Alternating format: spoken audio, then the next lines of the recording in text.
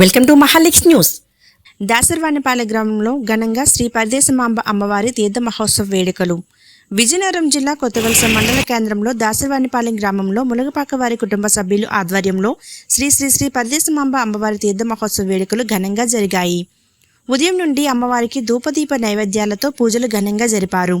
దాసర్వానిపాలెంకి చెందిన పైడిమంబ కోలాట బృందం, తుమ్కాపల్లి గ్రామానికి చెందిన జై శ్రీరామ్ కోలాట బృందం మరియు వియ్యంపేట గ్రామానికి చెందిన నూకాంబిక కోలాట బృందం వారిచే కోలాట ప్రదర్శన కడు రమ్యంగా అలరింపజేశాయి. అనంతరం అమ్మవారి గుడి ప్రాంగణంలో దీపారాధన కార్యక్రమం చేశారు. ఈ కార్యక్రమంలో మునగపాక కుటుంబ సభ్యులు, గ్రామ పెద్దలు, ప్రజలు పెద్ద ఎత్తున పాల్గొన్నారు.